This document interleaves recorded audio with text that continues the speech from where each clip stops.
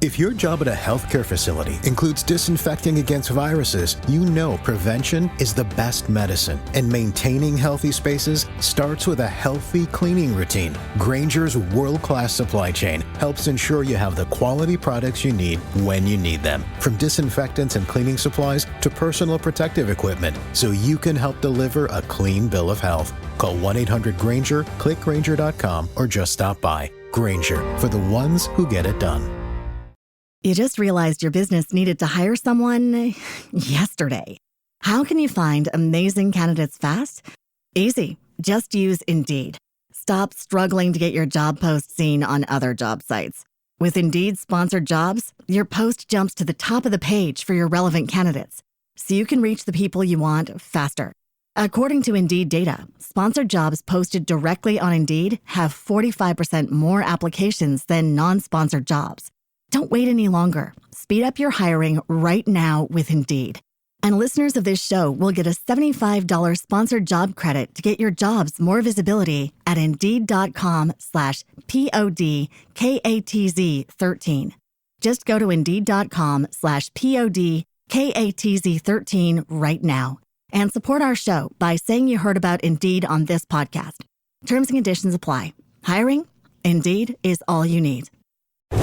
Breaking down every game, every day in Major League Baseball. This is the Baseball Betting Show. Here is your host, Greg Peterson. Hey, Mormon from the Low. Welcome to lovely Las Vegas for the Baseball Betting Show with myself, Greg Peterson, now part of the Visa Family Podcast. We've got an excellent podcast for you as we're going to be joined in segment number 2 by Matt Josephs. You know him better as Mid-Major Matt. He does great work over at ESPN Radio in Richmond. He does a tremendous job over on the Prop Queen website and her podcast. We're going to be joined by him to take a look at what we've seen on the prop front over the last few weeks. We're going to be chatting with him as well just about some of these games that we've got for Saturday as well. Some of the teams that he's feeling a little bit bullish/bearish on as well. And then in the final segment, we're going to get you guys picks and analysis on every game on the betting board for this Baseball Saturday as we touch them all. If you do have a question, comment, segment idea, what have you for this podcast, you do have one of two ways we offer those in. First one is my Twitter/X timeline at gunit_81. Keep in mind, Lars EM, they meet us on Matter, so as per usual, please do send these into the timeline. And the other way is find an Apple Podcast review. If you rate this podcast 5 stars, it is very much appreciated. And then from there, you're able to fire in whatever you'd like to hear on this podcast via that 5-star review. Did not get in any Twitter/X questions today, but we did have ourselves a great day of baseball on Friday. Let's take a look back at it, try to find some trends, and try to get to know these teams a little bit better. Games from yesterday is Greg buzzing about. Here is the rowdy recap. The Chicago Cubs have been one of the best over teams in all of baseball. 26 overs, 16 unders, and 3 pushes, and they take it all up into the Chicago White Sox on Friday. This by a count of 13-3. Pete Crow Armstrong now up to 12 home runs thus far this season. He was able to go deep in this one. That came off of Shane Smith, who he was hurt by a pair of Matthias errors as he gives up 6 runs in 5 innings, but only one of which was earned. From there, Tyler Gilbert gives up a run in a third of an inning. You had Brandon Eisert give up a run in a third of an inning. Miguel Castro, he comes in for 1 1/3 innings. He gives up 2 runs, and Yandris Gomez, 3 runs allowed in his inning of work. You had Horton Heron, a Who, and the Who is the fact that he was able to get his first career win for Cade Horton as he gives up 3 runs over the course of 5 innings. Did allow a pair of home runs in this one as you had Mr. Miguel Vargas take him deep twice, 4th and 5th home runs of the campaign. But from there, Daniel Palencia, Caleb Theobar, Ryan Presley, along Julian Merriweather, all lend a scoreless inning. The Cincinnati Reds, yes, they were on to getting a win over the Cleveland Guardians. This by a count of 5-4 now. They did get up in this game by a count of 5-0, so got a little bit hairy there, but they did a nice job of being able to get to Tanner Bybee. He allows 5 runs, 4 of which were earned. Does complete 6 innings, despite the fact that he did give up those runs in the second and third innings, as you had a pair of bombs here for the Cincinnati Reds, as Will Benson gets a second home run of the campaign, and Austin Desai is good. Welcome back off the injury. It's homer number 6 of the season for him. Matthew Festa is able to hurl 2 scoreless innings out of the bullpen, and for Brady Singer, he didn't quite have the Cleveland Guardians singing the blues, as he does give up a home run to Bo Naylor, 6th home run season, but he does just enough, gives up 3 runs over the course of 5 innings, and then Tony Santillan allows a solo home run to Jose Ramirez, 9th home run of the season. You have from there Taylor Rogers, Graham Ashcraft, Emilio Pagan, all end a scoreless inning. The St. Louis Cardinals continue their win streak, 10-3. They're able to take down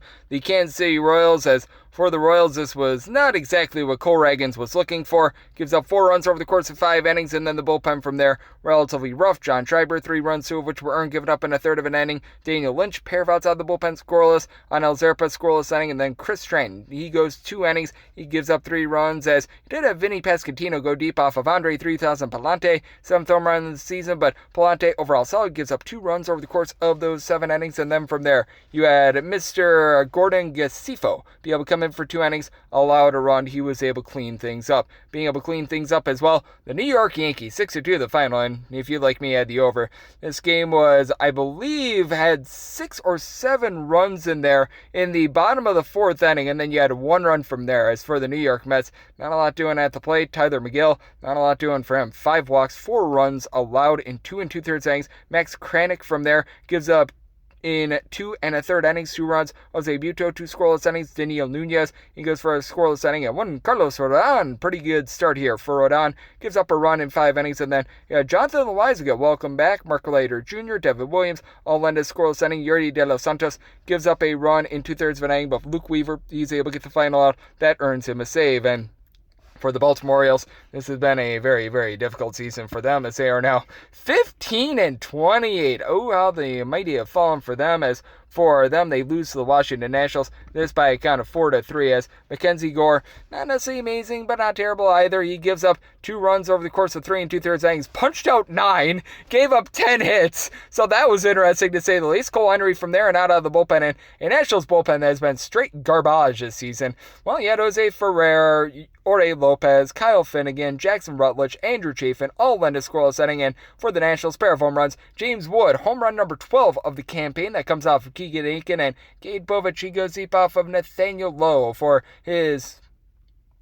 And then Nathaniel Lowe, he goes deep off of Gade Povich. His 8th home run of the season for Povich. Gives up 2 runs over the course of 5 2/3 innings. From there, Gregory Soto, Brian Baker, both get a pair of outs out of the bullpen, scoreless. Keegan Aiken allows a solo home run in his inning work, and Felix Bautista gives up a run in the 9th inning. That was the difference there. For the Atlanta Braves, the difference was they were able to get their bats going against the Boston Red Sox. 4-2 the final. They get the job done, as Garrett Crochet allows a pair of solo home runs in his work, as you have Matt Olson and Sean Murphy both get their 8th home runs of the campaign. That came in 7 innings. From there, Greg Weiser, a scoreless inning out of the bullpen, but Liam Hendricks gives up 2 runs in 2/3 inning. Brandon Bernardino and Nick Birdie, they combined for 1 out out of the bullpen, scoreless. Says Bernardino, he walked 3 guys but didn't give up any runs, so yay verily there. And Rob Ravsider does go deep off of Chris Sale, 3rd home run in the campaign for Sale, gives up that solo run in 7 innings. From there, Desbal Hernandez, a scoreless inning. Rossiel Iglesias able to provide a scoreless inning as well. And for the Miami Marlins, they have played north of 66% of their home games to the over since the beginning of the 2024 campaign. I believe it's now 61 overs,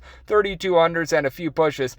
9-4, the Miami Marlins get it done against the Tampa Bay Rays. As for the Rays, Dodge Junko, Milton Bradley, well, it was more like Milton Bradley. He's playing games, 5 runs allowed over the course of 4 innings. Mason Montgomery from there gives up 3 runs in a third of an inning. Eric Orze, he was able to go for a scoreless inning, and then you had Connor Siebold come in for 2 2/3 innings. He allowed a run, and for the Miami Marlins, Max Meyer does give up 4 runs, 3 of which were earned over the course of 5 innings, but from there, Lake Bakar, Ronnie Enriquez, they both give you a scoreless inning, and Tyler Phillips, he was able to go for 2 scoreless innings as well. Now, do note I'm doing this before some of these West Coast games we're able to wrap up, as I do have to have this up by midnight Pacific, 3 o'clock a.m. Eastern, so sometimes that does cause for a little bit of stuff, and sometimes you do have some flipper-roonies on there, but that said, right now, in terms of what we're seeing in those West Coast games, the Astros are taking it to the Walker Texas Rangers by a count of 6-2. Lance McCullers Jr. entered in pretty rough form, only goes 4 innings. He has 2 unearned runs allowed, as Jeremy Pena had a rough air out there in the field, but Sean Dubin, Caleb Ward, Brian King, they're all able to lend a scoreless inning. And for Texas, you had Nathan Eovaldi go for 5 2/3 innings scoreless, and since then, the bullpen has pooped the bed. Sean Armstrong gave up 4 runs without getting a single out of the bullpen, and he did allow a home run to Christian Walker, 5th home run in the campaign. Obi Milner, he has went out there for an inning. He has given up 2 runs as well, so less than savory on that front. We are seeing all sorts of rain out there in Pirates versus Phillies right now. 3-3 in the bottom of the 7th inning. So we shall see what happens with that regard. The Twins, they take it to the Milwaukee Brewers, this by a count of 3-0, as for the Brewers, just absolutely nothing doing off of Joe Ryan, 6 scoreless innings, and then from there, you have Brock and Roll, Stewart, Griffin, Jacks, Cole Sands, all lend a scoreless inning, and for the Brewers, not the worst pitch game in the world. You did have Chad Patrick give up 3 runs over the course of 6 innings, but Tyler Alexander, 2 scoreless innings, Yoel Payamps, he was able to give you a scoreless inning as well. Here's a shocker right now as I'm doing this, Colorado Rockies are losing. That's very par for the course this season for them, so we'll see if that continues, and the Angels were able to hop on the Dodgers a little bit earlier on, and right now you've got the Seattle Mariners in the lead on the San Diego Padres, so we'll polish all that up in the AM. If you're looking trend-wise at what we're getting in Major League Baseball right now, this is with still a few results pending from the games on Friday, but that said, the favorites have been hitting just below 60% on the money line this season at 389 and 261, and if you're taking a look at the unders, it's been a bit of an underwhelming season. 51.8% hit rate to the under, 324 unders to 301 over. So that's what we're seeing in baseball right now. That's what we're all getting trend-wise. Now let's take a look at everything that we're going to be getting on the Saturday card and so much more with our good friend Matt Joseph, aka Mid-Major Matt, right here on the Baseball Betting Show with myself, Greg Peterson, now a part of the Feast and Family Podcast. For the ones who get it done, the most important part is the one you need now. And the best partner is the one who can deliver. That's why millions of maintenance and repair pros trust Grainger, because we have professional-grade supplies for every industry, even hard-to-find products. And we have same-day pickup and next-day delivery on most orders. But most importantly, we have an unwavering commitment to help keep you up and running. Call, click Grainger.com, or just stop by. Grainger, for the ones who get it done. Breaking down every game, every day in Major League Baseball, this is the Baseball Betting Show. Here is your host, Greg Peterson. And we're back here in lovely Las Vegas for the Baseball Betting Show with myself, Greg Peterson, now part of the Feast and Family Podcast. Always great to be joined by this man, as we've got Matt Josephs. You know him better as Mid-Major Matt aboard. Does such an excellent job taking a look at this great game that we all know and love of baseball. Does a great job over on the Prop Queen website, along with the Prop Queen podcast as well. He's over there at ESPN Radio in Richmond with the show Border to Border as well. So he's stuffing the stat sheet, doing a great job being a 5-tool player. And you're able to follow him on Twitter/X at Mid-Major Matt. And Matt, great to get you aboard. Thank you. No problem. Thank you for having me. Thank you for joining me. And Matt, we are starting to come up on the 2-month portion of the season. We've had about 7 weeks of baseball through, and just what have you been noticing thus far this season on the prop front? Because it feels like, for lack of a better term, there's been a lot of inconsistency out there, except for the bad teams have been really, really bad. The Rockies are going to lose, most likely. The White Sox are possibly going to lose, and the Orioles are going to struggle against left-handed starting pitching. That seems like the only things we know. The other thing that we know is that there are a lot of starting pitchers in these rotations who probably don't belong in those rotations, and those are the games that you start seeing overs or a lot of hits and a lot of runs and things like that. So it feels like more than recently there are a lot of bad starting pitchers in these rotations. You know, there's teams that have 2 or 3 really good starters. Some teams have 4 really good starters. But it feels like kind of the back ends of a lot of these rotations are filled with pitchers who probably aren't even major league level. Yeah, it's been really interesting to take a look on that front, and I'm so glad that you bring that up too, because I know that in terms of a lot of your K props, you find them with more of those middle of the tier guys, those guys where you're going like over 4.5 strikeouts, over perhaps a 5.5 strikeout prop. You're not necessarily looking for the premium guys. And has that been the same thus far this season, or has it been a little bit more difficult to find those mid-tier guys? Yeah, it's one of those things where, as you just mentioned, you know, it seems like in every sport there's a tax to pay on the superstars. You know, when you play a Nikola Jokic points prop or a rebounds or his PRA prop, you're going to pay a tax because everybody thinks that Nikola Jokic goes over in every game that he plays. Much like Paul Skeens. Every time you see Paul Skeens, you have to almost add another strikeout to the list because the books know that pretty much everybody bets his overs. And so, like, we'll see what his number is on Sunday when he faces the Phillies. But, like, you're right. The middle guys are the ones that have a lot of value. And I'll tell you, the person that the books have not gotten right the last couple of starts is A.J. Smith-Shawver, who has pitched really well for the Atlanta Braves, but he has gotten his last 2 starts, I think, his last even 3 starts maybe. He's gotten 2.5 earned runs as his number, 4.5 as his strikeouts, and he's gone over for the most part in terms of the strikeouts and under in terms of the earned runs. So there are still 1 or 2 pitchers out there that maybe the books haven't properly figured out. But yeah, most of the value in my industry, and at least in the props as far as I'm concerned, is the middle guys going under the 4.5s, going over the 4.5s, because it feels like the books are trying to figure out where they stand on a lot of these guys. Yep, and I think that that's so very well said as well, because so many people, you want to be betting those superstar guys, you want to be in on some sort of an over, and not all the time are you going to be able to get human achievement from all these guys that we expect to be great, and there's a reason why the books stay in business. As joining me on the show, we do have Matt Josephs, aka Mid-Major Matt, right here on the Baseball Betting Show, and I do think that that leads to a lot of intrigue with regards to Saturday as well, because you mentioned it with the Baltimore Orioles.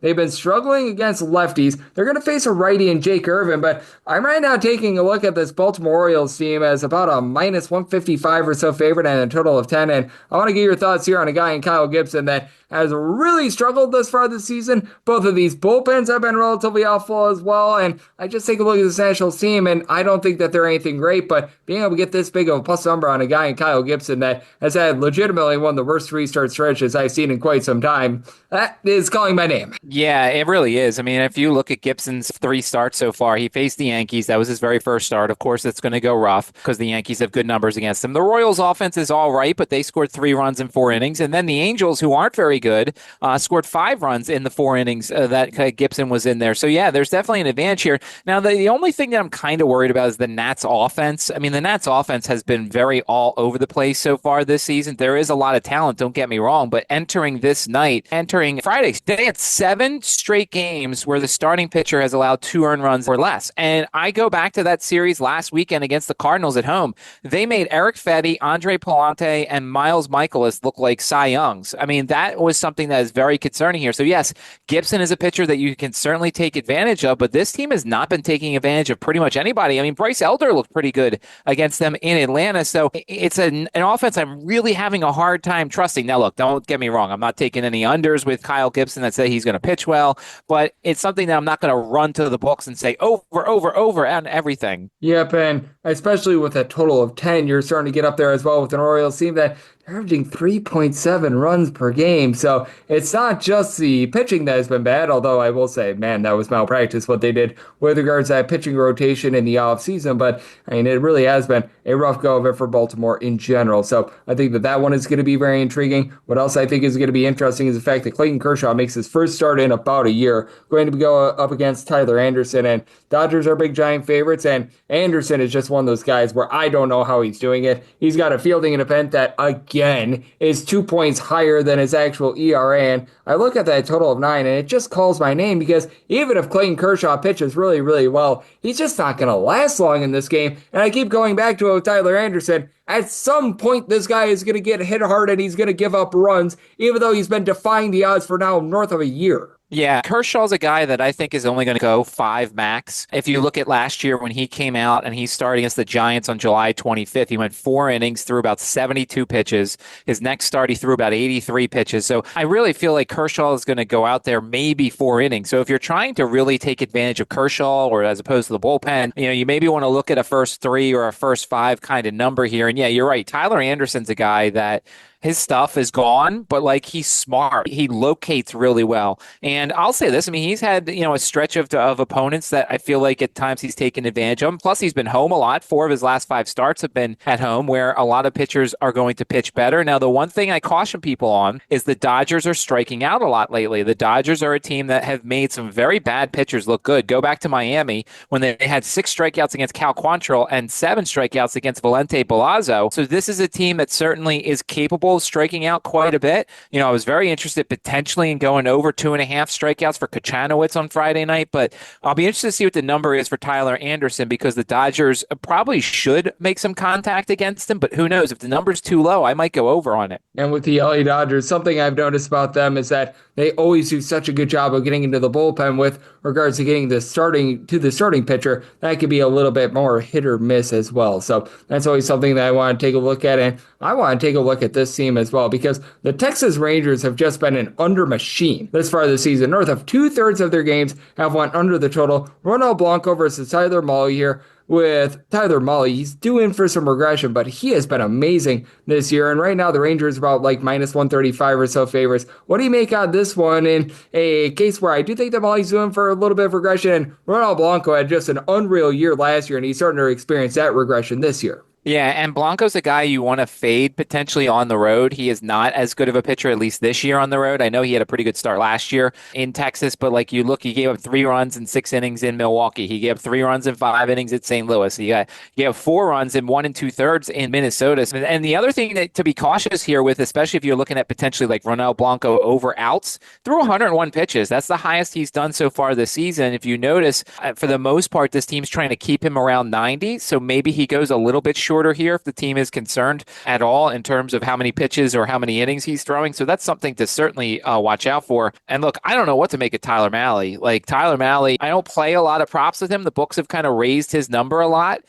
He only had 5 strikeouts against the Rockies. You kind of have to judge him a little bit on that. He had 0 strikeouts in Boston and 1 strikeout in San Francisco. So he's kind of been all over the place when it comes to strikeouts here. But like, you're right. He's a guy that's been pitching pretty well, 2 earned runs or less in 5 straight starts. But like, at some point, people have to figure him out because he's not as good as he's been throwing. Yeah, it's been absolutely insane what we've seen there. And for the Rangers, the team is on hit to save their lives, but I expect that to change sooner rather than later. But I've also been saying that for about 6 or so weeks, as we do have Matt Josephs, aka Major Matt, joining me right here on the Baseball Betting Show. And something I've been loving doing is fading these guys coming off a major surgery. And Sandy Alcantara, man, it has been rough for him going up against the Rays. And the Rays are like minus 135, minus 140 road favorites. How do you take a look at this one? Because this is not the Sandy Alcantara that we all know and love. You can't use the historical numbers on Sandy Alcantara. This is some other human who is trying to masquerade themselves as Sandy Alcantara and just looks like a complete bum out there. Yeah, and I wonder how much of it is knowing that, you're pitching for a team that's just not as good. I mean, it's not to say that he's been pitching great either, but he kind of knows on a game-to-game basis that like he's going to have to be nearly perfect for him to win. And I'll be interested to see, he's going to get traded at some point. I have a preseason future. I either have over 8.5 wins or 9.5 wins for him, and figured that he was going to get a couple with the Marlins, and then he was going to get traded to somewhere else where he would pitch all right enough for the team to back him with some offense. But yeah, he has not been very good so far this season, and certainly you can't even look at like his home and road splits. He's pitched somewhat better at home this season. I am a little bit concerned of him coming off of 107 pitches last time out. This is a guy that's coming off a major surgery. The last time he threw 102 against the Reds, and then he threw 79 his next start. So he's another guy who might be a little bit of a candidate to go short. And, well, speaking of going shorter than they probably should, I mean, when you look at Rasmussen, the Rays are really careful with Drew Rasmussen, it feels like, for the most part, because this is a guy that they try and cap at 5 innings. I mean, he went 5 2/3 against the Yankees on April 18th.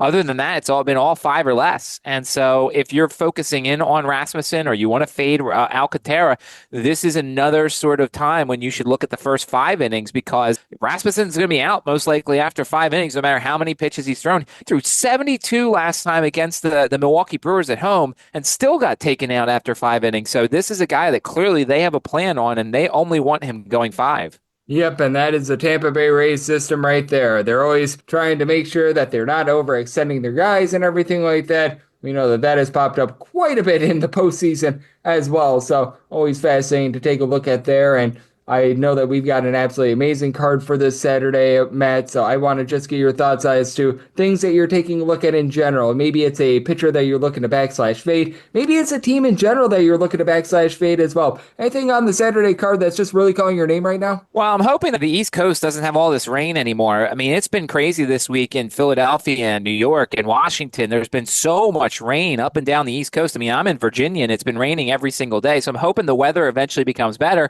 because this is where when you handicap these games, if there's even the slightest chance of rain, it changes things a little bit. So I'm looking at Zach Wheeler going up against the Pirates on Saturday, and I need good weather because I think Zach Wheeler could go 6 or 7 innings. I think Zach Wheeler is going to be a guy that I want to focus in on. His K-prop number is going to be like 7.5 or 8.5, and so once again, if you're even thinking of taking the over, you need perfect weather in that sort of situation. I also do want to point people out that Mick Abel, one of our better their prospects, the Phillies prospects, is pitching on Sunday. I'll be very interested to see. He was a guy that at least a year ago, they were writing off in terms of how good he was going to be. He's had a tremendous year in the minors so far, so he's getting a spot start on Sunday. I would say a soft landing in terms of playing the Pittsburgh Pirates, so that's something for Sunday. And then also for Saturday, I know Miles Mikolas has been pitching better as of late, and I know he's been getting some more strikeouts, but look, I'm willing to keep going at Miles Mikolas K-prop unders on the road. I mean, he's just not as good of a pitcher away from home.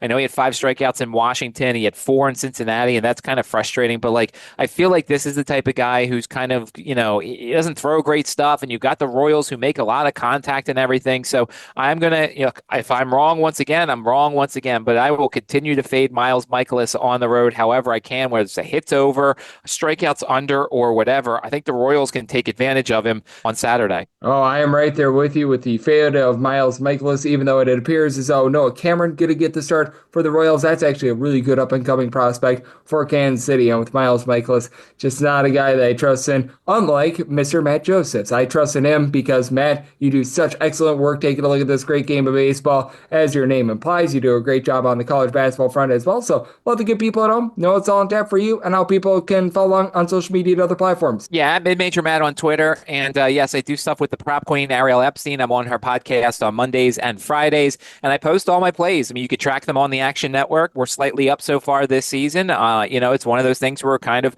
taking more data points, and then we'll start raising some units and things like that. So you see my plays up there. You see my reasoning up there as well. And if you ever have any questions on any sort of props, first threes, first fives, anything that Greg doesn't really handicap as much, I am here to help out at Mid-Major Matt on Twitter because we all have the same goal. We all want to beat the books. Absolutely. And Matt does such an excellent job taking a look at this great game that we all know and love of baseball. So big thanks to Matt for joining me on the Baseball Betting Show, now part of the VSiN Family Podcast. And coming next, it is that time, the podcast. They give you picks and analysis on every game on the betting board for this Baseball Saturday as we touch them all.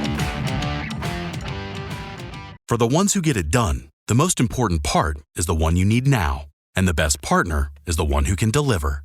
That's why millions of maintenance and repair pros trust Grainger, because we have professional-grade supplies for every industry, even hard-to-find products. And we have same-day pickup and next-day delivery on most orders. But most importantly, we have an unwavering commitment to help keep you up and running. Call, click Grainger.com, or just stop by. Grainger, for the ones who get it done. Breaking down every game, every day in Major League Baseball, this is the Baseball Betting Show. Here is your host, Greg Peterson.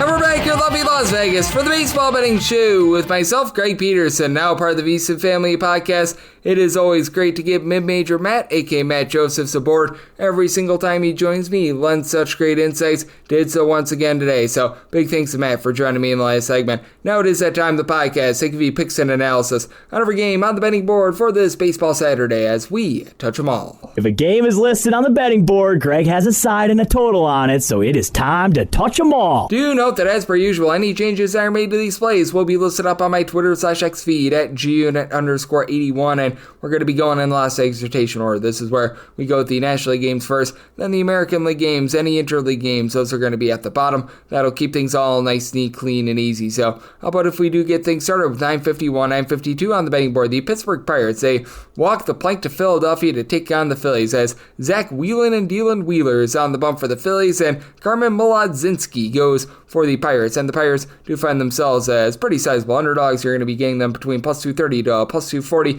Meanwhile, minus 270 to minus 285. That number on the Philadelphia Phillies. 8 is the total. The over is minus 120, and the under is even money. Seeing some plus 105s on that under as well. And I would be willing to take the over here. I did set my total at an 8.1, so 8 or less going to be in there. Now, I'm wanting to take a look at the run line price right now of the Philadelphia Phillies. As I'm doing this a lot of places, they don't necessarily have stable run line prices quite yet, but right now the places that do have it up, I'm seeing minus 1.5, more in that neighborhood, about a minus 130 or so with the Philadelphia Phillies. Anything below minus 130, that would be my buy point there. As for the Pittsburgh Pirates, it's just been all sorts of rough for this offense entering into this series, dead last in the big leagues with 3.1 runs per game. And for the Pirates, the pitching has not necessarily been the world's worst, so Molodzinski has been a little bit of a sore spot for them. They had him in the bullpen last season season, they've had to pretty much by necessity throw him into the starting rotation. And for Mlodzinski, I feel like he's pitched better than the 5.20 ERA would indicate. And honestly, 2 earned runs or fewer in each of his last 3 starts. That's pretty rock solid. Fielding independence more around a 4.08 as he doesn't get a lot of strikeouts, 6.5 strikeouts per 9 innings, but it's only allowing 1 home run at 2.7 walks per 9 innings. And for Zach Wheeler, it always feels like he gets off to a little bit of a rough start to the season. Month of April is never really his friend, and then he locks in from there, and he's been really locking in. A combined 8 earned runs allowed in his last 5 starts. He's been able to get 11.5 strikeouts per 9 innings, 2.95 ERA, 3.01 fielding independent. If you do have a bit of a trepidation with this Philadelphia Phillies team, it is the fact that this bullpen is a little bit shaky to say the least. As for the bullpen, it is in the bottom 10 in the big leagues in terms of ERA. Matt Strahm has been able to do a solid job, along with also Jose Alvarado posting up a sub-3.5 ERA, but Tanner Banks, Jose Ruiz, these guys are pretty suspect. You've had Orion Kirkring not necessarily be what he was a season ago as well, so that's been a bit of an issue for them. But when it comes to the Pittsburgh Pirates, David Bednar, he's been posting up right around about a 5 ERA and was sent to the minor leagues earlier this season. You've had Colin Holderman not live up to his name. He has not been holding it down with regards to any of those leads whatsoever, so that's been very, very rough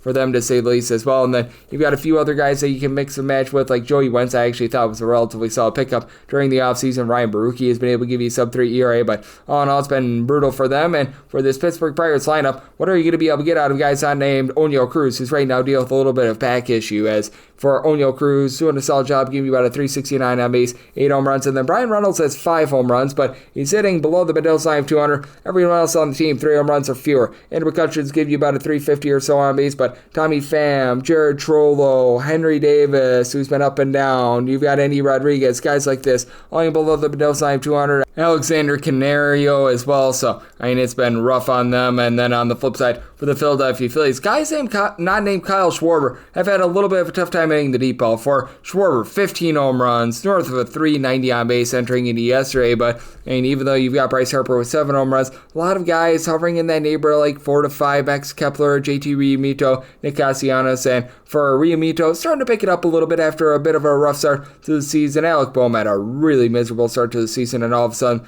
he's back to hitting above a 250. Bryson Stott is right in that fold as well. Trey Turner, not a lot of power this year, but has been able to give you 360 on base, hitting for about a 300. So interesting set of scenarios here with the Pittsburgh Pirates. I do think that they're going to start to pick it up a little bit on offense, so I do like this total over, but I do think that for Mlodzinski, going to have a little bit of a tough time with the Phillies. I think that the Phillies start to find their offense and start to find their deep ball, especially at home with the weather heating up, so I do like the over. And for the Phillies, minus 129 or better, I do like that run line. 953, 954 on the betting board. The Arizona and the Diamondbacks are going to be playing against the Colorado Rockies. At about a guess is on the bump for the Rockies, and Zach Gallen looks to fill it up for the Diamondbacks. The total on this game, it is 9, and the over is minus 115. The under is minus 105 for the Diamondbacks. Between minus 315 to minus 340 favorites. Between plus 270 to plus 277 is that number on the Rockies. Typically in past years, I'd be a schmuck for taking this big plus number, but I just cannot do it with the Colorado Rockies. And if you're looking to lay a run half with the Diamondbacks initial opener, I'm seeing right around about a minus 150, minus 152 on that run line. I set mine at a minus 188. Like, man, this is a really, really bad Colorado Rockies team. And honestly, laying 2.5 runs might not be the world's worst, because they're averaging 2.2 runs per game away from home, and they're hitting as a collective less than $190 away from home. Like, good grief. Can they find anyone not named Hunter Goodman to be able to hit on the road, who's hitting above 250 away from home? He's been able to give you 5 home runs, so good for Hunter Goodman. But, I mean, just all these guys have been so awful for the team this season. They can't find anything whatsoever. Nick Martini, I guess, hasn't been completely terrible for them, but you just go down the line, and I'm mentioning road numbers and road numbers only for this team, but I mean, when I list off all these names, Ryan McMahon, Sean Borchard, Michael Toglia, you're able to throw in there, when he was out there, Chris Bryant, who's currently on the injury list, and that's all he's good for at this point. All of these guys are hitting below a $165 on the road. Jordan Beck is hitting at 229 away from home, and he's been one of the best players for the team. That's just relatively rough. And then on the flip side, you've got an Arizona Diamondbacks team that they are in the top 2 in terms of runs per game since the beginning of the 2024 campaign. Corbin Carroll being able to get this team 12 plus home runs, or the 350 on base. He has been rock solid for them, but additionally, you've been able to get really good offense as well out of someone like a Josh Naylor, not necessarily hitting for a ton of home runs, but has been able to hit for about a 300 for this unit. Geraldo Perdomo, north of 390 on base. Pavin Smith is giving you north of 400 on base, and Eugenio Suarez doesn't hit for a lot of average, but 13 home runs this far this season, and they haven't even gotten Lourdes Gurriel really going this far this season. And for the Diamondbacks, it has been a little bit suspect for Zach Gallen this far this season. He's posting up an ERA of a 4.59. Fielding dependent is sub 4, though. He's still getting 9.5 strikeouts per 9, and he's only allowing 1 home run per 9. Typically throughout his career, that's why he's been much better at home rather than on the road. He's had a few tough road starts to begin the season. I do think that he's going to be able to pick it up a little bit more, though. And for this Diamondbacks bullpen, they are in the bottom 10 in terms of ERA this season. But that said, you've been able to get good production out of Shelby Miller along with Jalen Beeks. Both give you a sub 2.05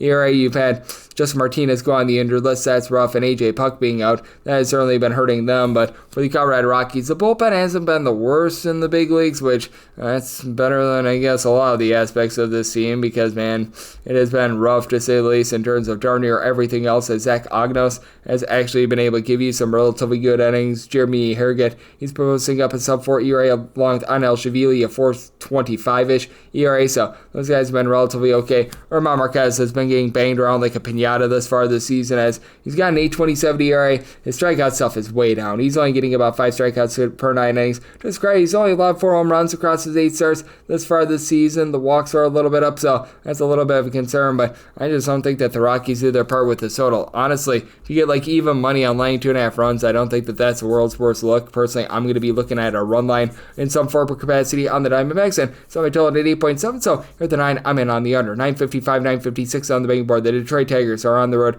They're facing off against the Toronto Blue Jays. Reese Olson is on the bump for the Tigre Days. Right now, it's old to be determined who is on the bump for the Toronto Blue Jays, so this is a game that is presently off the board. Now, you were seeing listed a little bit before that it was probably going to be Jose Urena going for them, even though he threw in long relief on Thursday, so you have to figure that this is probably going to be some sort of like an Eric Lauer start, if I were to guess, because they've sort of been using Key and Urena as sort of long guys, and that'll turn into like a bullpen game advance for the Toronto Blue Jays. And if you do get that sort of a scenario, I set the Tigers at a minus 132 on the money line. I really like what I've seen out of this Detroit team thus far this season, and I do think that they're going to be able to do a good job of being able to hop on it. And with regards to the total, I set mine at an 8.4, so an 8 or less. Going to be looking at the over 8.5 or higher. The under, if you do get Eric Lauer, which he should be pitching in some form or capacity in this game, even if he's not the starter. He's been okay in the innings that he's pitched. He's made 3 total appearances, 9 innings, has allowed 2 runs.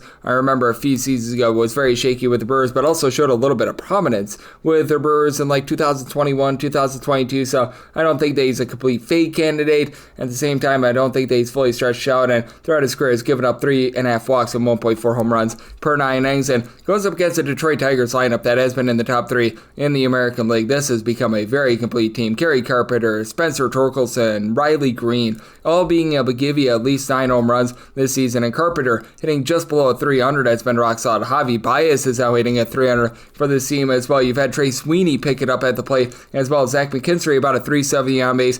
Gleyber Torres, who spent a little bit of time banged up, he's been able to come back, give you about a 360 or so on base, and then since the All-Star break of the 2024 season, this has been a Detroit Tigers bullpen that's been number 1 in the big leagues with regards to their bullpen area. Just all these guys being able to come through for you. As you've had John Brebbia be a little bit banged up, but he, Tommy Canley, Brendan Hennefy, Will Vest, Brant Herter, who's able to be a good long guy, all being able to give you a sub-3 ERA. Tyler Holton, more around about a 3.3 ERA, and then for the Toronto Blue Jays, the bullpen has been shaky to say the least, as Jeff Hoffman I thought was a solid pickup, but he hasn't panned out this year. Yimi Garcia has been suspect recently. Chad Green has been able to give you some solid innings, so you might see some Uriel Rodriguez as well. He's a little bit of a long guy. He gives you about a 4 ERA, but the biggest thing that is really hurting this Blue Jays team, just not a lot of power in general. 5 home runs apiece out of George Springer, Vlad Guerrero Jr., Anthony Santander hitting below 200. That's been an issue, but do have Springer along with Vlad Guerrero Jr. Both give you north of a 385 on base. Bo Bichette is sitting at 290. You've been able to have quite a few guys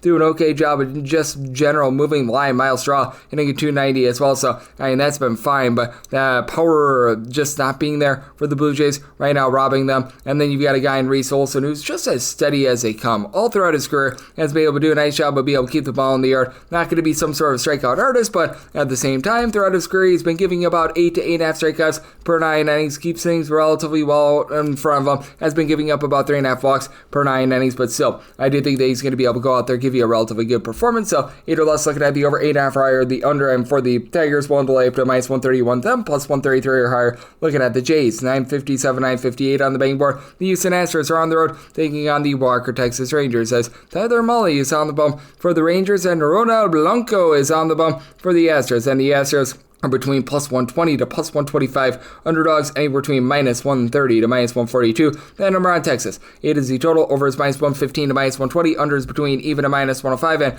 it's at the Rangers at a minus 133. I'm willing to go up to a minus 132 on that money line for Ronald Blanco. He's been able to do a solid job if you look at just the raw ERA over the last 2 seasons, but under the hood, those advanced numbers are not necessarily so great, to say the least, as Blanco has been very lucky that he has been tagged worse than what he has over the last 2 seasons. This year, a little bit more of what he deserves, as he's up to 9 strikeouts per 9 innings, but giving up 3.5 walks and 1.3 home runs per 9 innings, 404 ERA, 411 fielding dependent. Last year, that was 415 fielding dependent to go with a 280 ERA, and for Blanco, 3+ runs allowed in 3 out of his last 5 starts. Now, he goes up against a Rangers team that's in the bottom 5 right now in the big leagues in terms of runs per game. They have been very much less than savory with that regard, as you got so many guys like Marcus Semien, Jake Berger, Jock Peterson. They're just not living up to their billing, all hitting below a 215 and just frankly not giving you a lot of power. Wyatt Langford has been able to give this team 7+ home runs thus far this season, and he's been able to do a solid job, move the line, give you north of a 340 on base. And now you've got Corey Seager back as well. He's been able to hit about a 300. He's giving you 6 home runs, so that's helping out a little bit. And Adolis Garcia has 6 home runs, but just really doesn't get on base. For the Rangers, about a league average bullpen this season. You've got a lot of guys that have been able to supply like a mid-3 ERA. When Mark Church has been out there, as I think that they sent him back to the minor league level, he's been able to do a relatively solid job, and I believe he's actually on the injured list as well. But that said, Robert Garcia, sub-2 ERA, that's not going to be long-lasting. Chris Martin, Hobie Milner, they've also been able to give you sub-225 ERA. I'd like to pick up a Sean Armstrong. Honestly, I don't understand why Luke Jackson is in such big, shall we say, roles in general, as he's been posting up north of 5 ERA, but on the flip side for the Houston Astros, you do have one of the better bullpens that you're going to find in the big leagues. The Bryants, Brian King, Brian Abreu, both being able to give you a sub-3 ERA. Josh Hader is looking like the Josh Hader that we all know and love as well, so these guys have been able to do a solid job there. Steven Okern, he's supplying a sub-125 ERA, but for the Astros, it's been about a league average lineup of their own, and now they've got one of their main guys out of the fold in Yordan Alvarez. Christian Walker has not panned out for them, about a 275 on base, 6 home runs apiece out of Isaac Paredes, Jeremy Pena. Both of these guys giving you north of a 360 on base. Jose Altuve, though, 4 home runs, hitting at 250. You just expect a little bit more there. Cam Smith at the bottom of the fold is trying to find his way as a rookie. It's not one ball from Zach DeZinzo has been able to give you about a 340 with regards to his on base. And for Tyler Mully, he's not going to continue to have this sub 175 ERA, but he has been very rock solid this season. Swing and miss stuff has not necessarily been where it has been in past years, but he's still getting right in that neighborhood, about 8 or so strikeouts per 9 innings. So it's a nice job of not putting guys on cheaply with about 3 walks per 9 innings, giving up less than a half home run per 9 innings. Like I said, 309 fielding dependent, should be going up a little bit, but that said, I do think that for the Rangers, they do go out there, get the job done against a guy in Blanco that I think that more aggression is coming, and I do think that there should be a bit of positivity for this Rangers lineup as well. So I told it an 8.2. I like the over, and I do like the money line of the Rangers, 959, 960 on the card. The New York Mets at the road to face off against the New York Yankees. Clark Schmidt is on the bump for the Yanks, and Griffin Canning is on the bump for the Mets. And the Mets do find themselves as underdogs, anywhere between plus 114 to a plus 120. Meanwhile, minus 128 to minus 140 is that number on the Yankees, and the total on this game is 9.5. Over and under, anywhere between minus 105 to a minus 115, and semi-total at an 8.7. I'm going to be looking at the under. For Clark Schmidt, he has been a much different pitcher at home rather than on the road this season. At home, in his 3 starts, 16 2/3 innings, has allowed 1 home run. He's posting up a 3.27 ERA. On the road, that rises up to about a 7.20 ERA, and he just has not been effective in general. Meanwhile, for Griffin Canning, he has been very much able to experience a career renaissance this year. 2.36 ERA, fielding dependent is closer to 3.47, but 9 strikeouts per 9 innings, allowing less than a home run per 9 as well, so been very impressed there. And for Griffin Canning, 4 total runs allowed over the course of his last 5 starts. That should be going northward, especially when you face off against a Yankees lineup that is currently number 1 in the American League in terms of runs per game. You've got Aaron Judge, could be darn near 500 on base. He's been able to supply the team with 14+ home runs. I mean, it's been absolutely remarkable what we've been seeing out of him, but It's also Trent Grisham, 12 home runs in his first 120 or so at-bats of the season, 367 on base.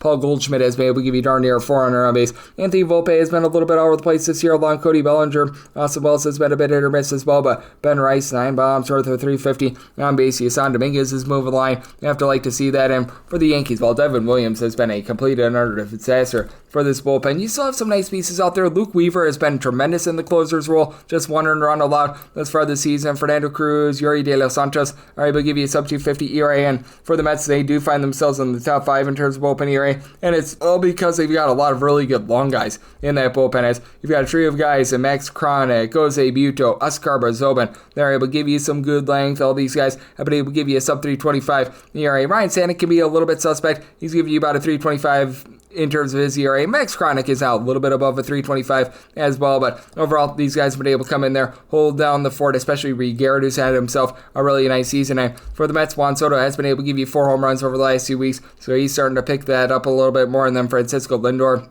9 bombs. He's able to give you about a 365 on base. Pete Alonso, he's continued to give you 9+ home runs. He's hitting above a 300 as well. Been a tremendous year for him. Have a few guys like Tyrone Taylor, Mark Vientos that have had rough seasons thus far, but these guys starting to pick it up a little bit as well. But that said, I do think that both of these starters are going to be able to go out there, give you a relatively good go of it. And with the Yankees, I did set them on the money line at a -124. Right now, we're seeing about -128 to -140. So a little bit more of wait and see mode. If we could get north of a +125 on the Mets, we'll be looking there. I think that when it's all said and done, might be able to get a little bit better number here on Clark Schmidt. So that one's a little bit TBD, but when we go up to a -124 on the Yankees, and do like the under, I did set my total at an 8.7. 961, 962 on the betting board. The Chicago White Sox hit the road. They're facing off against the Chicago Cubs, as Matthew Boyd is on the bump for the Cubs, and Sean Burke is on the bump for the White Sox. And right now with the White Sox, you're finding them between +215 to +223 underdogs, and between -247 to -265. That number on the Cubs. And because this is a Wrigley Field game, the totals are pretty much off the board all over the place. I was seeing one initial FanDuel opener of a 10.5, but I remember they also posted for the game on Friday an initial 12.5, and that came out at 11.5. So they're probably going to be a little bit off here because the wind situation is very directional. It's going to be blowing out to right around right field. It's not really going to be blowing out. It's not really going to be blowing in. It's just going to be directional. So I set my total to wear an 8.5 or less. I'd be looking at the over a 9 or higher to the under, and I'd be willing to go up to a -127 with regards to that Cubs run line for Matthew Boyd. He's been able to do a very rock solid job this far this season for the Chicago Cubs, as really ever since he left the Detroit Tigers, he's been able to do a nice job holding down the fort, a 278 ERA, getting 9 strikeouts per 9 innings. He's been a relatively okay pitcher. If you look at the advanced numbers, we should see a little bit of negative regression to that 278 ERA, more around a 373 fielding dependent, but all in all, I like the way that he's been able to pitch thus far. And for Sean Burke, he's been able to give you a few good performances this year, but it feels like he has one flash of brilliance and then a big giant pot of stink for the next few starts. So that's the way that's been going with him. Now, good news for Burke, he comes in having allowed a grand total of 2 earned runs over his last 3 starts, albeit he only went 4 innings in his last start because he gave up 5 walks, and that's a big thing that you do want to be taking a look at with Burke. He has given up at least 3 walks in 4 of his last 5 starts overall for the season, 4.5 walks per 9 innings, 4.15 ERA, but 5.95 fielding dependent, going up against a Chicago Cubs team that is currently number 1 in all of baseball in terms of run creation and run scoring, as you've had Pete Crow Armstrong give this team now 12 home runs thus far this season. He has been remarkable. You've had Kyle Tucker do a nice job moving line. He's given you a double-figure amount of homers, 375 on base. C.A. Suzuki, 10+ home runs. He has been rock solid. Dansby Swanson, after a rough start to the season, he's picking it up. Nico Horner's hitting at 275. And for the Chicago White Sox, entered into yesterday, averaging about 2.95 runs per game away from him. Miguel Vargas was able to give you a pair of homers yesterday. That's nice. He's up to 5. But Andrew Benintendi right now leads the way in terms of home runs on a per at-bat basis. He's on the injured list. Andrew Vaughn, along with Josh Rojas, Luis Robert, these guys hitting a 200 or lower, has not been able to help this team out. Edgar Quiero, the backup catcher, has actually been able to move the line for the team a little bit, but man, it is very suspect with this Chicago White Sox team. And For the White Sox, you got quite a few guys in this bullpen that are just not getting the job done. Brandon Iser, Tyler Gilbert, Penn Murphy, Cam Boucher, all give you north of a 4.50 ERA. Now, the Chicago Cubs are in the bottom half of the big leagues with regards to their own bullpen ERA as well, though Daniel Palencia along Drew Pomeranz have been nice additions to this bullpen. Ryan Presley, all sorts of suspect. We're seeing him. Porter Hodge has been not great, to say the least, in the back half of games. He's been posting up north of 5 ERA, but that said, they do go up against the White Sox team that's been quite not good, to say the least, and I do think the Void is going to be able to turn a nice start here. So in after less, like the over 9 or higher, the under, and with the Cubs will be willing to lay up to a minus 127 on that run line. For the White Sox, I would need at least a plus 243 to take a shot on that money line. 963, 964 on the betting board. The Washington Nationals hit throw the facing off against the Baltimore Orioles. Kyle Gibson is on the bump for the Orioles. Jake Irvin goes for Washington. Washington a plus 130 to a plus 139 dog, anywhere between minus 148 to a minus 155. That number on Baltimore, 9.5 is the total. The over is between minus 130 to a minus 135. Under is between plus 110 to a plus 115. Seeing a 10 out there on the 10. The over and the under are both at minus 110, and I'm actually going to be willing to take a shot on the under here. I did set my total 9.2, but I am going to be taking a shot on the Washington Nationals as well. For Kyle Gibson, a 13.11 ERA with 5.4 home runs and 4.6 walks per 9 innings. Good grief. There's bad starts to the season. There's a really bad starts to the season. And then there's what Kyle Gibson is giving you. That's beyond a level of turd at this point. And for Jake Irvin, I recognize that his 4 ERA is probably going to be seeing a little bit of negative regression. He's been posting up a fielding independent that's more around about a 5.11. But that said, he's doing a nice job keeping things out in front of him. 2.5 walks per 9 innings. Has a lot of 1.7 home runs per 9 as well. But that said, this is a Baltimore Orioles team that is in the bottom 8 in the big leagues with regards to their own run creation, as it's been very suspect in terms of this lineup. You've had the guys that I thought we're going to take strides forward, just not take strides forward, as you've had Ramon Laureano, Adley Rutschman, Essen Kierstead, Ori Mateo, all hitting a 220 or lower. Ryan Mountcastle, he's giving you a sub 275 on base with 2 home runs thus far this season. Ramon Urias has actually been one of your best players in moving line. He's hitting a 280, and then you've got Ryan O'Hearn, north of 360 on base, 7 home runs thus far this season. And Gunnar Henderson started to pick it up a little bit more on the Washington National side of things. James Wood is putting good wood on the ball. How about him being able to supply you with 11 home runs, north of a 350 on base? Alex Call doesn't hit for any sort of power, but he and CJ Abrams both hitting north of 290. Keibert Ruiz hitting a 285. Have a lot of station-to-station baseball being played with the Nationals. So you need to get more out of Josh Bell and Dylan Cruz hitting below the middle line of 200, but these guys have been pretty solid, and both of these bullpens are in the bottom 4 in the big leagues with regards to ERA. The Nationals over the last week or so have been a little bit better in terms of their bullpen, as you've had a few guys be able to step up. Kyle Finnegan along Jackson Rutledge supplying a sub 350 ERA. And Cole Henry has actually been okay. Jose Ferrer, Ori Lopez, Lucas Sims, guys like this have been absolutely miserable. And for the Baltimore Orioles, you've got Yunior Cornell, Felix Bautista, one of the better 1-2 punches that you're going to find in all baseball. But the former Phillies, Anthony Dominguez, Gregory Soto, these guys have been awful. Ciano Perez is giving you a well north of a 7 ERA. That's not what you want to be seeing. And for Jake Irvin, him being able to get this big of a plus number against a guy in Kyle Gibson that's been awful. And I think that Kyle Gibson sees a little bit of positivity here, but that said, I'm going to be willing to take a shot on that Nationals money line. I was willing to take a plus 122 or higher, and I'm going to be in on this total under, so my total at 9.1. 965, 966 on the betting board. The Miami Marlins play host to the Tampa Bay Rays, as Drew Rasmussen is on the bump for the Rays. Sandy Alcantara goes for Miami. Miami is a underdog of between plus 120 to a plus 127, and between minus 135 to minus 140 is that number on the Rays. It is the total. Under is minus 105, and the over is minus 105. And for the Rays, I'm willing to go up to a minus 142 on this money line. This is not Sandy Alcantara. This is like some sort of a person disguised as Sandy Alcantara to try to get us going, because this guy has just not been good this far this season. That's what typically happens coming off a major surgery, but an 8.10 ERA is now giving up at least 4 runs in 4 of his last 5 starts, with the lone exception being 3 runs surrendered. And for Alcantara, 5.2 walks per 9 innings. That really stands out to me. When he was a Cy Young Award winner, his command was always so great. 7.5 strikeouts per 9 innings is pretty much par for the course, but 8.10 ERA is fielding independent, indicates there should be some positivity, but that's still at a 5.60. Meanwhile, you've got a guy in Drew Rasmussen that just all throughout his career has always been pretty solid. Not necessarily a guy that is going to be like giving you a whole bunch of strikeouts or anything like that, but he induces some relatively soft contact, keeps the ball in the yard. This season he has been giving up a little bit more in terms of deep balls, 6 home runs in his first 8 starts of the season, but still 3.38 ERA, 4.19 fielding independent, getting about 8 strikeouts per 9 innings. He's only giving up about 2.3 walks per 9 as well, and he's backed up by a Tampa Bay Rays bullpen that is in the top 10 in terms of ERA, while the Miami Marlins, well, they're in the bottom 8 in the big leagues in terms of ERAs. For the Miami Marlins, Anthony Bender has actually been pretty rock solid out there in that bullpen, and Ronnie Enriquez is a long guy. He's giving you sub 3.5 ERA, but having Declan Cronin, Andrew Nardi currently on the injury list hurts them. Jesus Sunoco, Calvin Fauché are a pair of guys I just have absolutely no faith in whatsoever. And then on the flip side, you've got yourself a relatively good bullpen in the Tampa Bay Rays where everyone just mixes and matches. Garrett Clevenger, Pete Fairbanks, Hunter Biggie, Mason Montgomery, pretty much all these guys have been able to give you a sub 3.5 ERA. Montgomery more around about a 4 with regards to that ERA, but these guys are doing a rock solid job there, and this is a Rays team that is in the bottom 8 in the big leagues in terms of runs per game, as Junior Caminero has been pretty solid in terms of being able for power. He's been able to supply this team with 8 home runs, but not really give you a lot in terms of on base. Only about a 275 on base. Andy Diaz, 6 bombs, but he's only at about a 240. Jonathan Randa, north of a 4 on base, 6 home runs. You do like to see that, and Taylor Walls at the bottom full, Danny Jansen, and really the entirety of the catcher spot does leave something to be desired. These guys in a 210 or lower does make things a little bit more suspect, but with how bad Alcantara has been this far this season, I do think that the Rays going to be able to perform quite well in this one. So I did set my total at 80.1,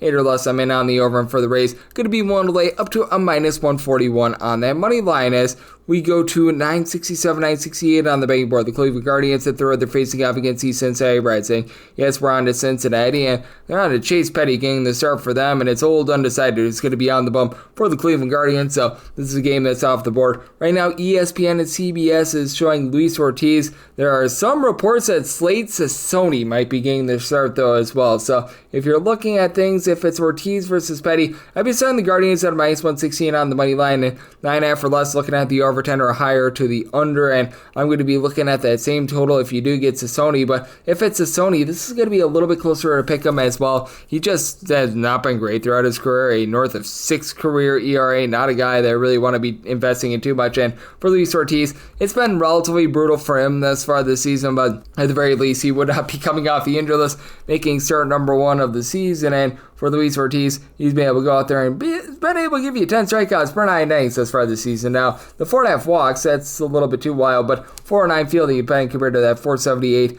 ERA for Luis Ortiz. He has been able to give up 0 or 1 runs in 2 out of his last 3 starts as well, so that's something that you do like to see him. For Petty, man, this has not been great to say the least for him, as Chase Petty, there was always a band called Petty and the Heartbreakers, and he's broken your heart if you bet on him thus far. He has won 5 1/3 innings in his 2 starts, a 2,194 ERA, fielding of a 12.28, giving up 5.1 home runs per 9 innings and 13.5 walks per 9. Not great, to say the least. And for the Cincinnati Reds, this has been a lineup that has been pretty solid this far this season. There's been a lot of, shall we say, ups and downs with them, but you know what you're going to be able to get out of Elly De La Cruz. He's been able to supply the team with 8+ home runs, one of the best base stealers they're going to find in all of baseball. And then you've had a pair of guys, TJ Friedl along with Gavin Lux, do a nice job being able to move line, as both of these guys hitting at least a 270 for this unit. Additionally, you've been able to get some relatively good production out of Santiago Espinal. Last season was absolutely miserable, but now hitting a 275. I would say Trevino, when he's been out there, he's out with a little bit of injury. He's been able to 300 as well. Now, likes of Jameer Candelario has been out due to injury. You've got some of these guys like a Blake Dunn, guys like this that have not been great to say the least, but Rhys Hines, ever since he got called back up to the big league level, he's been able to supply power, not necessarily going to supply average, and he has been wild in his 2 seasons up there at the big league level. But overall, do think that for the Reds, they're going to be able to give you some nice pop there. And on the flip side, you've got a Cleveland Guardians team that is a top-heavy lineup. Let's call it what it is, because Stephen Kwan has been able to well north of a 320 thus far this season. You've been able to get Jose Ramirez going after it was a little bit rough for him a few weeks ago, back up to a 295 average, 8 home runs thus far this season. Kyle Manzardo, not hitting for a lot of average, but he's been able to supply the team 10 home runs to go with a 314 on base. What's killing this team is bottom line of Brian Rocchio, the entirety of the catcher spot, Lane Thomas, Kenzie Noel, Nolan Jones. These guys hitting below the Bedell sign of 200. And additionally, this is a Cleveland Guardians bullpen that's really taken a step back after last year. They were number one in the big leagues in terms of their bullpen ERA. Still had Kate Smith be able to give you 275 ERA, and Hunter Gaddis has been amazing in this bullpen as well. But Tim Aaron all of a sudden now 450 ERA. Joey Cantillo's not been great in that bullpen. Paul Sewald didn't like the pickup to start with. He's currently on the injured list, and obviously Emmanuel Clase and his struggles have been very much pronounced. And on the flip side, you've got a bullpen of the Cincinnati Reds that it's not great, it's not terrible. They're probably going to be right around about league average, just slightly above average. Scott Parlos had a little bit of a rough go of it as far as the season, but have plenty of guys that will be able to supply you with a sub-3 ERA. Graham Ashcraft in a long roll has been pretty solid. You got the likes of Taylor Rogers, Brent Suter, Tony Santillan, so do like them, but do not really like what Petty is providing this team. Like I said, if you do get Ortiz versus Petty, I'd be setting the Guardians at a minus 116 on the money line, and if you get Slade Sassoni, it's going to be a little bit closer to pick them, and either way, 9.5 or less on the over 10 or higher, the under 969, 970 on the betting board. It is the St. Louis Cardinals that they're facing off against the Kansas City Royals, as Miles Mikolas is on the bump for the St. Louis Cardinals, and Noah Cameron gets the start for the Royals. This was listed with Seth Lugo being the starter, with the Royals being right around about a minus 120 to a minus 130, plus 110 on St. Louis with a total of 8.5, over is minus 115, under is minus 105. If these numbers remain similar with Cameron, I'd be willing to go up to a minus 130 on this money line, and I would be looking at that 8.5 over. Noah Cameron going to be making his second career start because Seth Lugo lands on the injured list, so he is the surprise starter, for lack of a better term, in this one, and went 6 1/3 innings scoreless in his MLB debut. Very small sample size, lone start that he's made at the big league level this far this season, as he made that start on April 30th against the Tampa Bay Rays. He seemed not getting a lot going at the plate, but if you look at Cameron, what he's done at the minor league level this far this season, giving up 1 home run per 9 innings out there for Omaha. That is a part of the independent league, so a little bit of a solid pitcher's league, but doesn't have strikeouts per 9 innings. Guy who's been able to be a fast riser in this organization coming out of Central Arkansas, so I do like what he's able to bring to the table, and he's already got better swing and miss stuff. They're going to find out of Miles Mikolas, who I feel like he's been very fortunate on balls in play here over the last few starts, as he has allowed to combine 6 runs over the course of his last 5 starts, 435 ERA, 373 fielding independent. He's getting just 5.3 strikeouts per 9 innings. Now, he's done a great job keeping the ball in the yard. 2 home runs allowed in 39 1/3 innings, but I think that's going to be going northward sooner rather than later. I just do not have faith in Miles Mikolas. Now, this is a Royals lineup that I don't have a ton of faith in either. They've been in the bottom 6 in the big leagues in terms of runs per game. Vinny Pasquantino is starting to get things going a little bit more for this unit, and you do like to see that, as he's been able to supply you 6 home runs, but he's hitting right around about a 260 with regards to that on base.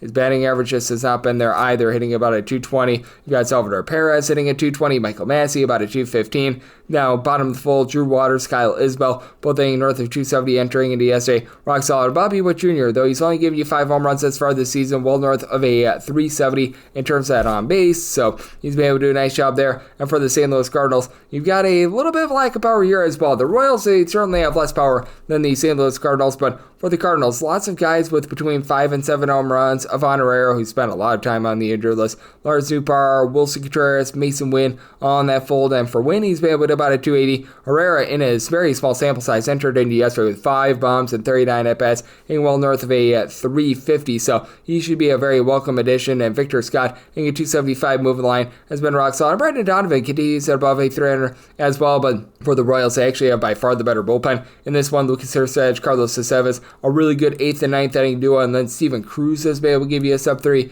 ERA. You've had a lot of guys that have been able to mix and match in the bullpen. Anel Zerpa has left a bit of something to be desired, but overall I've been liking what I've been seeing there. And for the Cardinals, this is about a league average bullpen as of right now, despite the fact that Kyle Leahy has been very good, give you a sub-2 ERA. John King has been suspect though, along Jojo Romero. Phil Matone has been solid, and Ryan Elsley, in my opinion, is one of the best closers sitting in front in all of baseball. But interesting scenario here. Again, I think that there's going to be regression with Miles Mikolas, so minus 130 or better, looking at that Royals money line, and I'm going to be willing to take an 8.5 or less to the over in this one. 971, 972 on the betting board. The Minnesota Twins hit the road. They're facing off against the Milwaukee Brewers.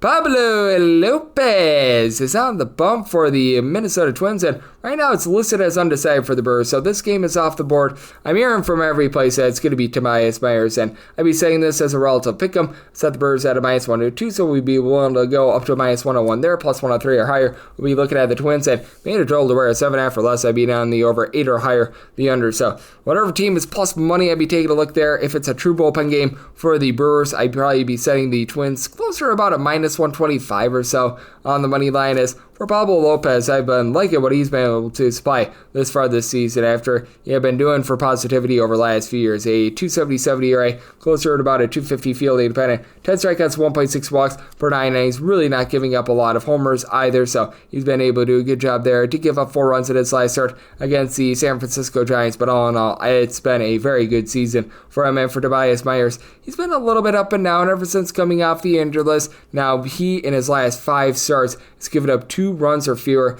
3.86 ERA, but a 4.56 fielding independent. He was quite lucky last season as well. He's given up 5.5 walks and 6.1 strikeouts per 9 innings, but is doing a nice job not giving up the deep ball, as he is allowing about 0.6 home runs per 9 innings, so that's been something that you do like to see. But again, there's warning signs out there. But with the Milwaukee Brewers, I do expect a lot of positivity with regards to this bullpen. Last year, they were number 1 in the National League with regards to bullpen ERA. Meanwhile, this season, with the likes of Yo Payamps, Elvis Figueroa, Jared Koenig, all taking a massive setback, it has been different for them. And Abner Uribe, who they didn't even really have last season, he's been able to give you a sub 250 ERA, so I do think that that's going to be able to help them out. And for the Brewers, you do want to be noting that likes of Caleb Duran, Joey Ortiz, Vinny Capra in the infield have not necessarily been able to give you a whole heck of a lot, but now William Contreras give you north of 345 on base. Sal Frelick has been able to do a nice job of moving the line along with Bryce Rang, both of these guys in north of a 265. It's not necessarily been a team that has had a ton of power. Christian Yelich, along with Mr. Jackson Trio, both have 7 home runs this season, but for Yelich, a sub 300 on base, hitting at 205 entering into yesterday. So it's been a little bit hit or miss for the Brewers. Still a top 12 team with regards to runs per contest. Meanwhile, for the Minnesota Twins,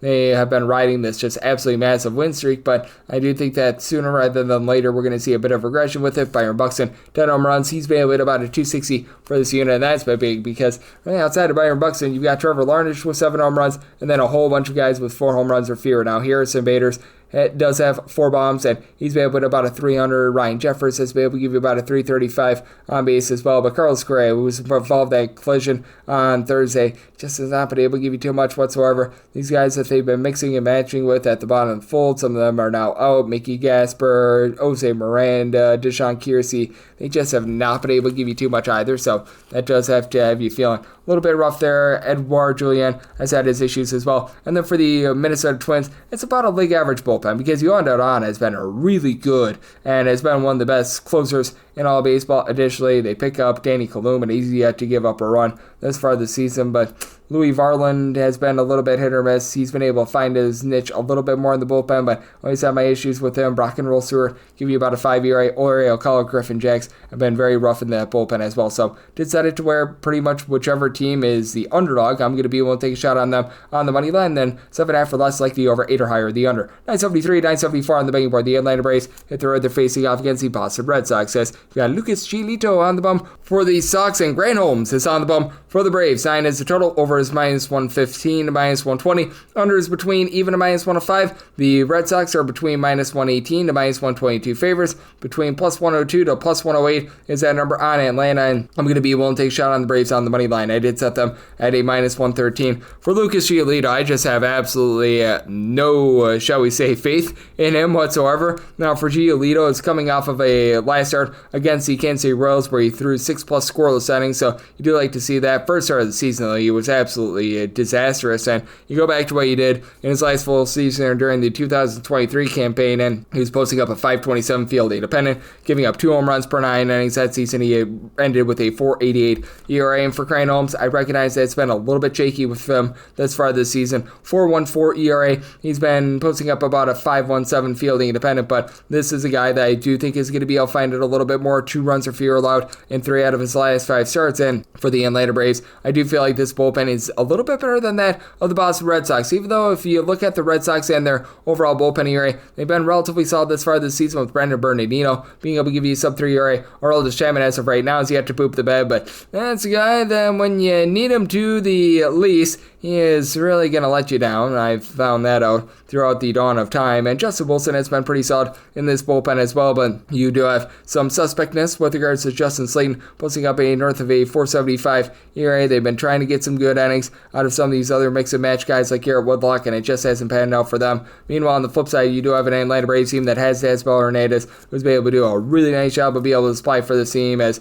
he's been able to give you a sub-3 ERA. Recognize that it's been a little bit up and down with regards to some of these bullpen pieces as well ever since they've let go of A.J. Minter in the offseason. So, Daniel De Los Santos is posting up north of 4 ERA, but Pierce Johnson, sub 2.25 ERA. I do believe that Rossi Iglesias is still one of the better closers in the big leagues as well. And for the Atlanta Braves, offense is starting to rise up once again. Austin Riley, 8 home runs, hitting at 285 going to yesterday. Marcell Ozuna's not giving you as much power as last season, but north of a 400 on base. Matt Olson, he's hitting for just a 215, but 7 home runs, 337 on base. And then I've had Drake Baldwin come out of nowhere, hit for north of a 360. Eli White, Nick Allen are both giving this team some really good at-bats. And then on the flip side, you've got a Boston Red Sox unit that has been, shall we say, a little bit hit or miss at the plate themselves. You've got Rafael Devers, who's back up to north of a 380 on base, and he's starting to give you a bit more power. And Weiler Abreu, Alex Bregman, 11 home runs apiece. Bregman hitting above a 300, Abreu about a 375 on base, but Jarren Duran has not been himself this year with just 2 home runs, hitting at 250. You've been able to get good production as ball towards the bottom of the fold out of Rami Gonzalez when he's gotten at bats, but like so of David Hamilton have not been too great for this team. They've been trying to be able to mix and match a little bit more. Sedane Rafael has been hitting a little bit better recently, but he's just not a guy that moves the line in terms of getting on base, drawing walks. Christian Campbell has been slumping a little bit as well, so it's an interesting scenario. Flat out, I just did not want to have any part of Lucas Giolito in this one, so I'm going to be taking a shot on the Atlanta Braves on the money line. I did set my total at 9.3, so here at the 9, I like the over. 975, 976 on the betting board. The Seattle Mariners at the road, they're facing off against the San Diego Padres, as Nick Pivetta is on the bump for the Pods, and Emerson Hancock goes for Seattle. Seattle is a underdog of between plus 140 to plus 149, minus 159, minus 166 is that number on the San Diego Padres, with the 8 being the total. Over is minus 115, under is minus 105, and I set my money line price at a minus 164, so we shall see what is going to be happening on that front. I would be willing to take the money line here, but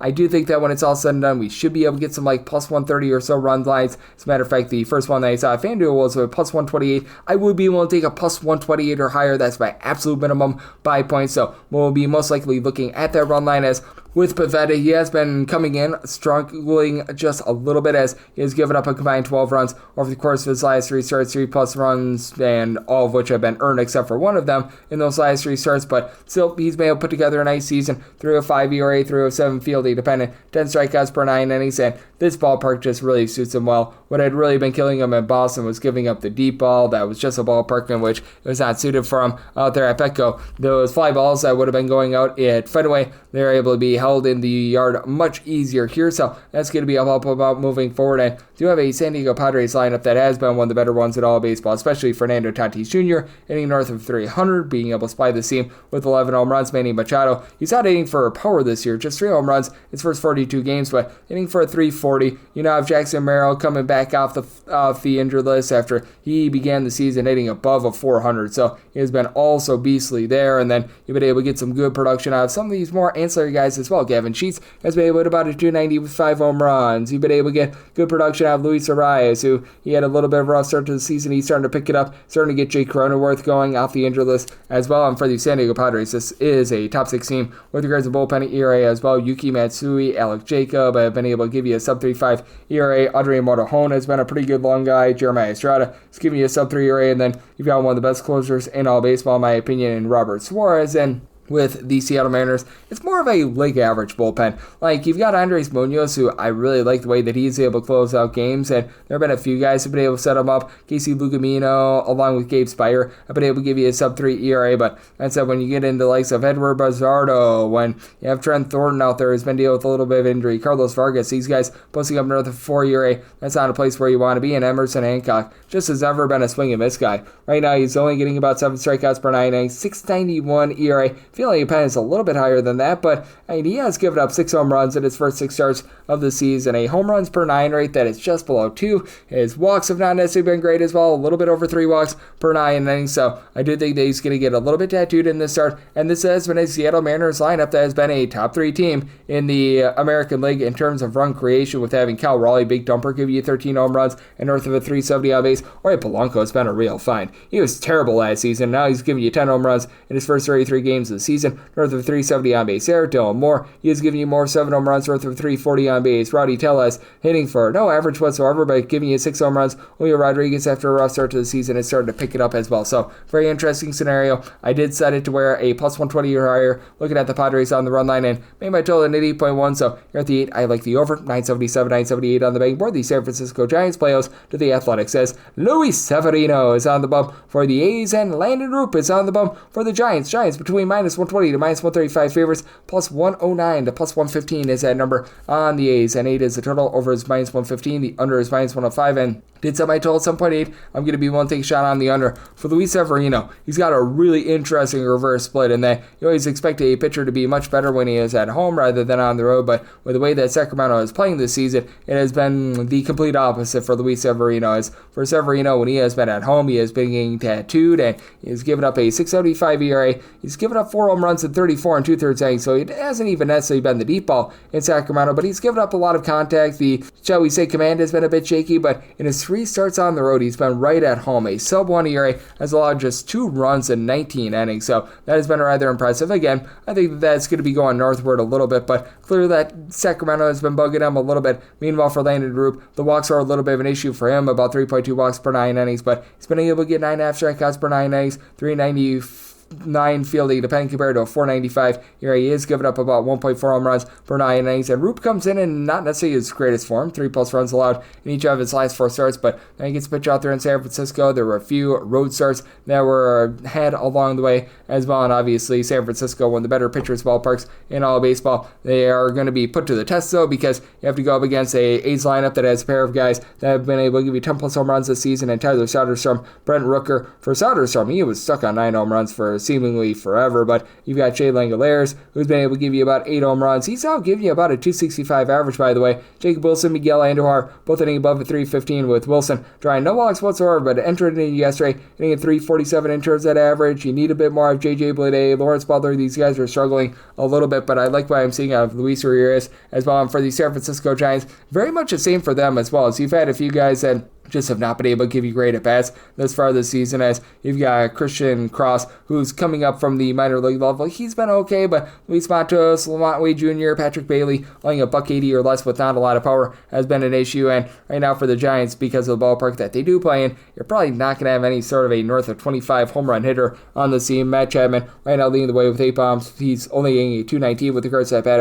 average, but a 350 on base. Although Ramos about a 350 on base. He's been able to supply 7 home runs. Jungle Lee has been able to about a 285 as well. Mike Yastrzemski about a 380 on base as well. For the Giants, they entered into Friday with the number 1 bullpen in terms of ERA in all of baseball. So many guys are able to mix and match. Having Camilo Duvall look like the guy that we all know and love from 2 years ago has been big, but Randy Rodriguez, Eric Miller have both been able to give you a sub-2 ERA. Spencer Bivens, he's been a little bit hit or miss, but you know what, he's still giving you good innings. Hayden Birdsong has been a nice long guy as well. So with the Giants, I did set them at a minus 146. I like them on the money line, and I'm going to be taking a shot on the Thunder as well, so my total is 7.8, and wrap things up with 979, 980 on the betting board. The LA Dodgers play with the Los Angeles Angels, as Tyler Anderson is on the bump for the Halos, and Clayton Kershaw makes his first start of the season for the Dodgers. Dodgers are between minus 218 to minus 230 favorites, between plus 184 to a plus 206 is that number on the Dodgers. The total on this game, it is 9, with the over between minus 110 to a minus 115. Under is between minus 105 to a minus 110. Initial run line price I'm seeing is the LA Dodgers at a minus 110, and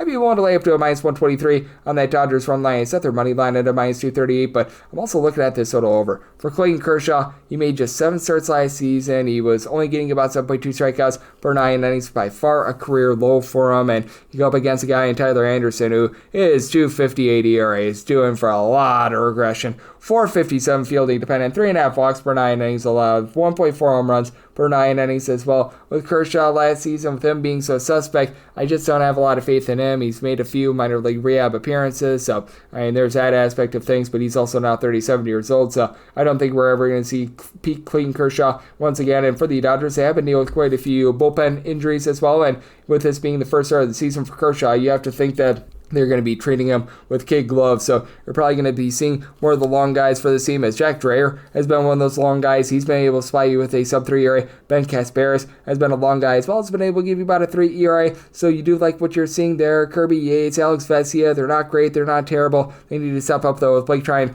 currently being out of the fold due to injury. And with the Los Angeles Angels, dead last in terms of bullpen ERA. And north of 6.50 ERA entering into yesterday. You just don't have a single trustworthy guy in that bullpen right now. Among players that have made at least 5 appearances for this team, the best ERA belongs to Ryan Zefrian at a 4.73. Like, my goodness, you've had these guys like Jose Fermin, Gary McDaniels, Brock and Roll Burke, all supplying well north of a 5 ERA. It's been a terrible season for Kenley Jansen. Like, man, you're not getting a lot there. And for the Angels, the team is in the bottom 4 in the big leagues with regards to batting average. Now, you've been able to get quite a bit of power out of these guys. Taylor Ward, 10 home runs this far this season. Kyrie Paris is up to 6 bombs. Logan Hoppe, 9 home runs. But Paris and Ward are both hitting below a 200 with less than a 275 on base. So Hoppe's hitting a 255, but that's starting to regress as well.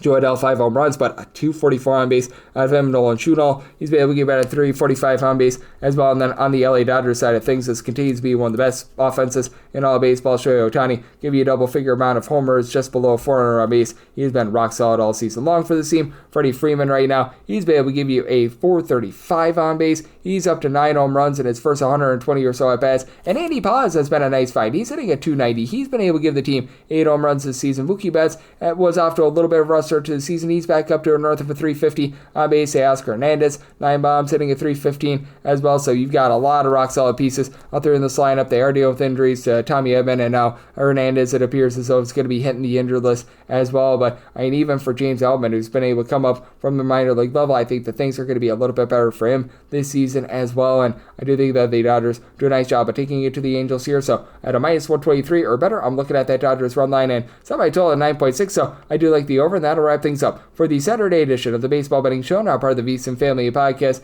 If you do like hearing from this fine podcast, Baseball Betting Show, you're able to subscribe wherever you get your podcasts, Apple Podcasts, Google Play, Spotify, Stitcher, and TuneIn. If you have a question, comment, segment idea, what have you for this podcast, do have one of 2 ways we offer those in. First one is my Twitter/X timeline at gunit_81. Keep in mind, Larry ZM, maybe it does not matter. So as per usual, please do send these into the timeline. Other ways, find an Apple Podcast review. If you rate this podcast 5 stars, it is very much appreciated. From there, you're able to fire in whatever you'd like to hear on this podcast via that 5-star review. Big thanks to Major Matt, better known as Matt Joseph, who joined me in the last segment, and I'm coming at you guys every single day throughout the baseball season. So I'll be back with you once again tomorrow. Thank you.